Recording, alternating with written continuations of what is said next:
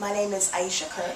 I am a current student at Georgia State University, and this is an interview with the 4th Ward District Councilman Kwanza. He's sitting down with me to talk about some of his approaches and ideas for renewable and sustainable impact in the Atlanta community.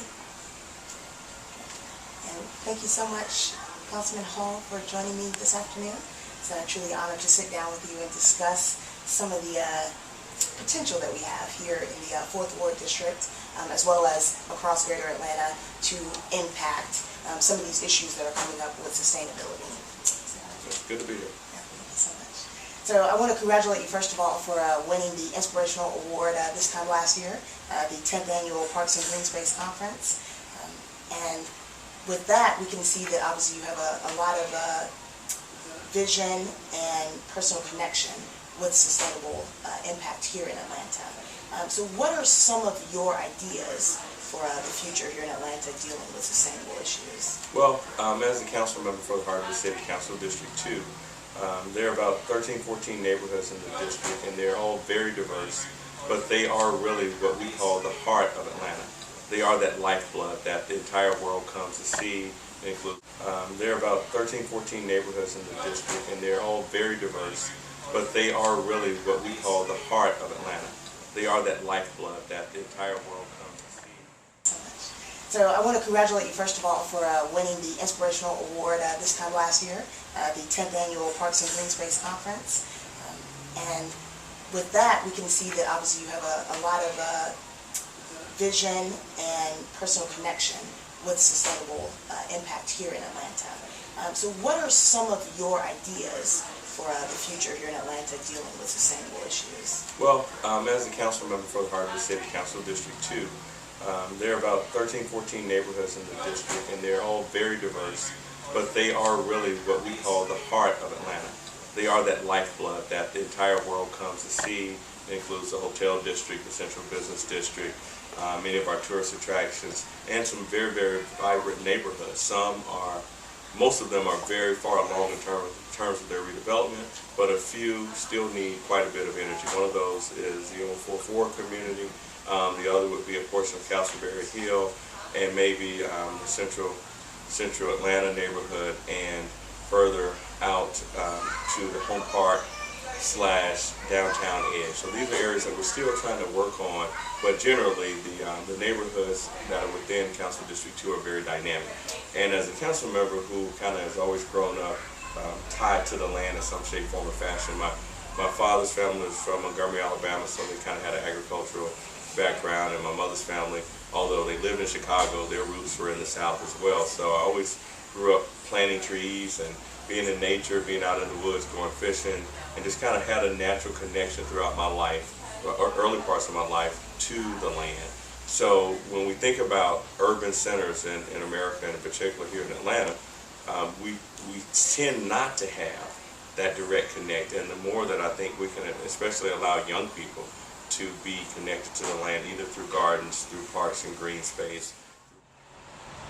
Really, one of the greatest things that we've seen happen in the most recent times, and this is probably why that award was given by Park Pride, was the 4th Ward Park, which we kind of led the effort to ensure that the community's wishes were honored by the City of Atlanta, as the city was building out not only parks and green space, but also working on improving the water infrastructure for the city. So we ended up getting a twofer. We got not only a stormwater feature, but also a great bit of green space. Now we have about 15 plus acres, and it will expand to 40 acres over time. So we're excited about that new park, and I think it's brought families together. It's allowed young people to have a place to go. I know people who moved out of houses to move in apartments adjacent to that park. So, I mean, it really does. Parks and green space can really regenerate a community, and we've discovered that. So any other piece of the green space that we have in the community, we're trying to focus on making sure they're at the highest quality and caliber, so that we attract more people to be able to utilize them and feel safe and comfortable in the community. Oh, amazing. And I think that is the best way to do it, absolutely. Like having that passion for your community kind of energizes you to take interest in the sustainable movement, absolutely.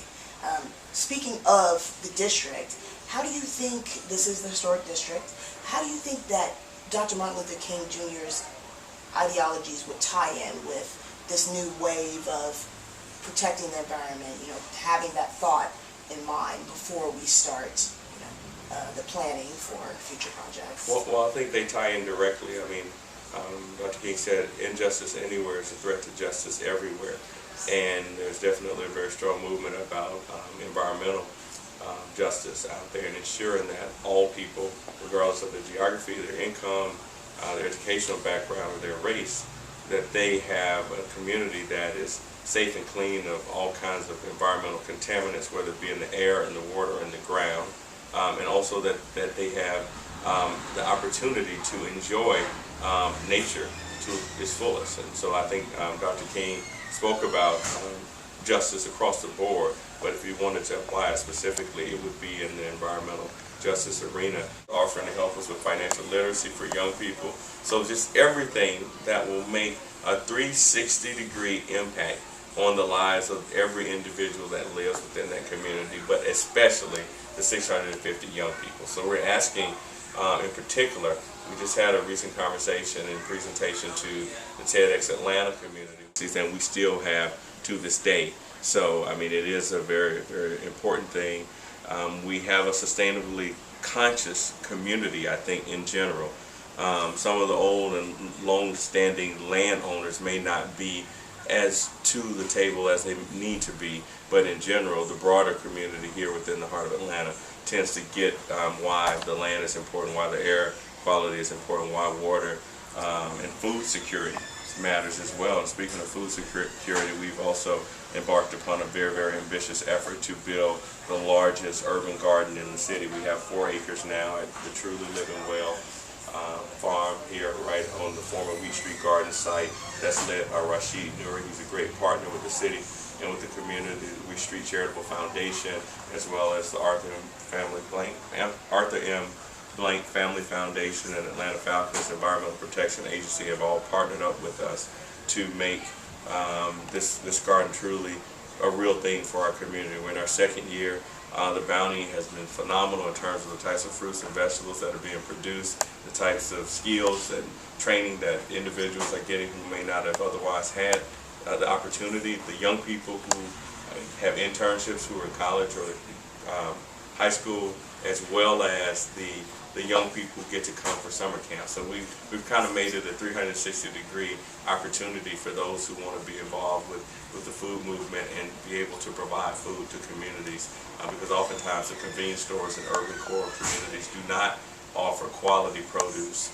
There's a lot of food coloring, a lot of dyes, a lot of sodas, sugary drinks, and processed foods, and not a lot of healthy natural vegetables and fruits that people truly need, or even healthy meats for that matter, as we've seen in the recent news. So we're trying to attack the food security issue, which I think is also a justice issue. When you think about families that were in rural America or around the country, they at least could grow their own gardens. So now if you're urban poor, you may or may not have the opportunity to grow some of your own produce. So I think there's a need for us to reconnect people through this garden effort and through urban agriculture efforts throughout the city, and to take the step further to have education in the schools and begin to encourage our citizens to make a culture of growing your own produce. Absolutely, absolutely. And I think that's the key to make it a culture, yes, instead of just a trend. Absolutely. I think when we're speaking of the district and the surrounding areas, as you know, Georgia State University is very close. How the population is swelling of students at Georgia State. Yes. It's grown phenomenally in the past few years. How can we incorporate all of the student body in the movement? As regards to food and diet, as regards to maybe having study areas that are green spaces as well. How can we get the word out and spread it to the students so they know this is something that they can get on board with?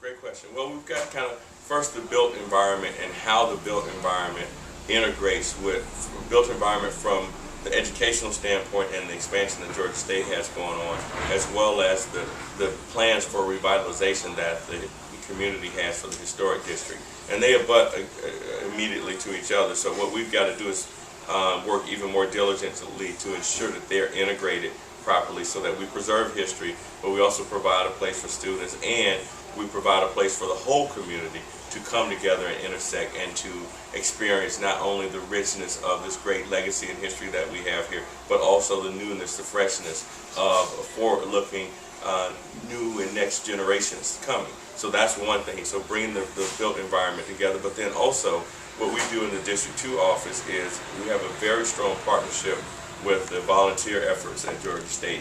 And every year we have, twice a year, bare minimum, we have the freshman classes to come out for maybe 500 students, come out and participate with us in a series of community cleanups.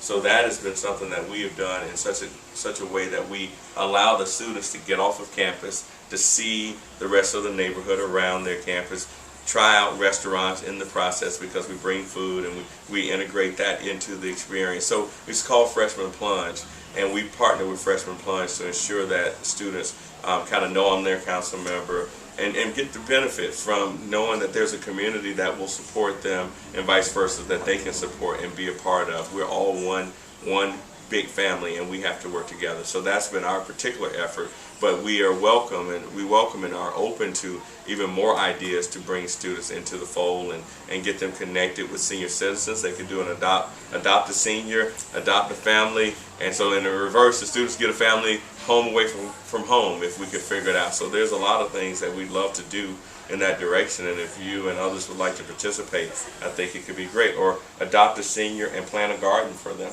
in their yard and tend it for the year. Absolutely. Or for the season. Absolutely. I think that's a great idea. Teachers' responsibility gives you a sense of being one with nature again. We often forget that, surrounded by the concrete and the cars. So absolutely, I think that's a wonderful idea, the adopt a senior and the garden idea. I think definitely students would love that. I think that's a great idea. And the 650 young people. So we're asking, in particular, we just had a recent conversation and presentation to the TEDx Atlanta community where we requested and made a special wish that they help us do three things. One, they help us to get young people in a job for the summer, hire a kid for the summer. Two, that they help a young person have a summer camp experience that summer. And third, lastly, that they help a young person have a business for that summer. So one of those three things for the 650 young people who live within this community who are under 18 years old is what we're requesting. And we believe that is possible, and we believe that people can help us do this.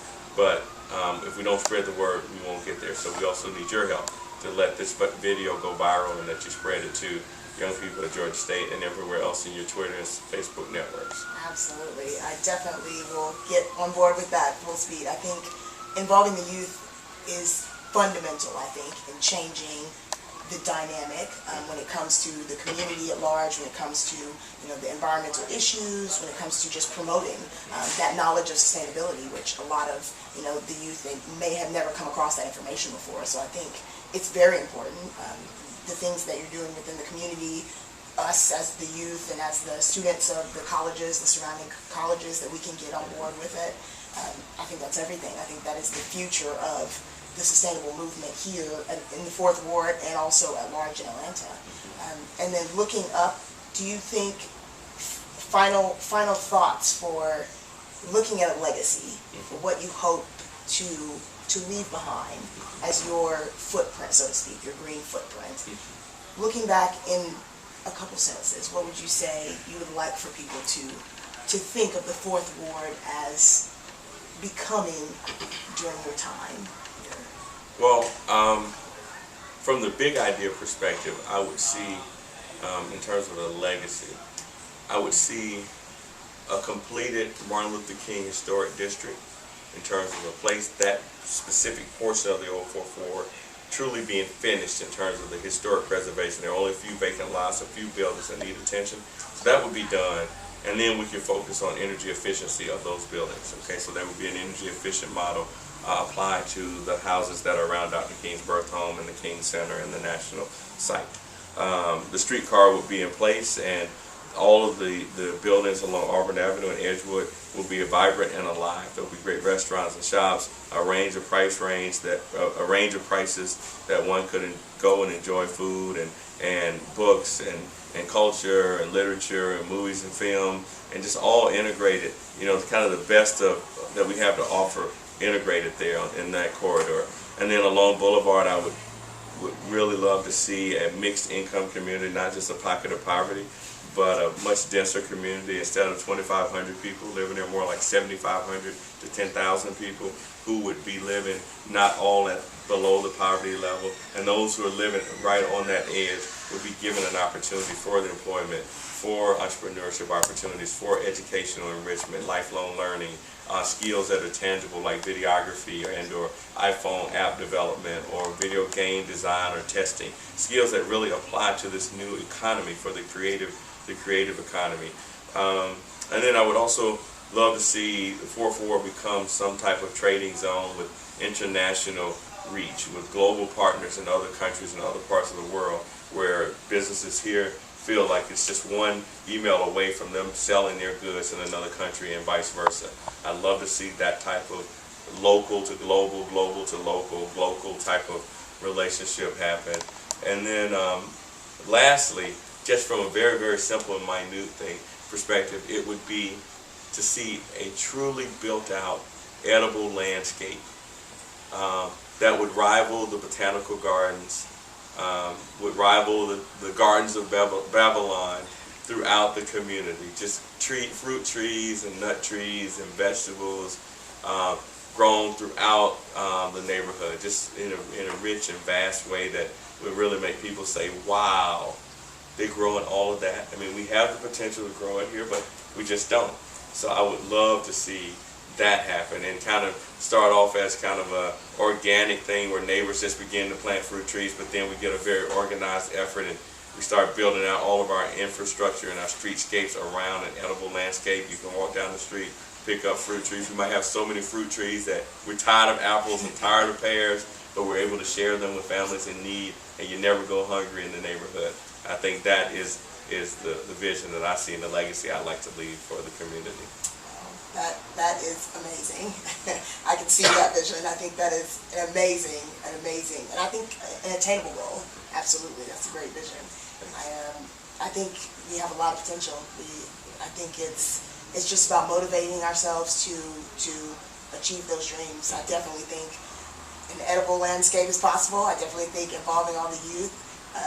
I, for one, as a Georgia State student, I'm on board 100%. Okay. I think it's amazing. Okay, well, if you're ready, we can go take a look at my little 20 trees I just planted. Absolutely. All fruit trees right around the corner if you want to walk and take a look. Absolutely. Well, I just want to thank you for sitting down with me. Thank you. And thank you so much for just joining me and talking about these issues. I think it's very important that we just get the word out and let everyone know that they can get on board at any time, and that this is something that is going to continue here in the 4th Ward and in Atlanta at large, that we can really make this this movement happen here in the Southeast. So thank you so much for your time. Yes. Just speaking of the National Science Foundation, I do have a slightly special connection there because in high school I was a student who did science projects, and I won an NSF grant in the State Science Fair to attend Los Alamos National Lab, Fermi National Lab, but I ended up going to the National Youth Science Camp and Yale University to do summer research with plants. So it is close to my heart, the work that you're doing with NSF, and ended up going to MIT, Massachusetts Institute of Technology, and of course there are a lot of NSF grants that go through the institute there. So just really proud to know that they're continuing that legacy to support the urban core, and anything I can do to give back, they gladly have my support as well. So if you want to do some special projects in the Old 4th Ward or within Council District 2 in general, you have my support. Absolutely. Thank you so much. I appreciate that. Thank you. You've done a great job, and look forward to seeing the tape and seeing you succeed in your efforts as well with the NSF. Thank you. Thank you so much.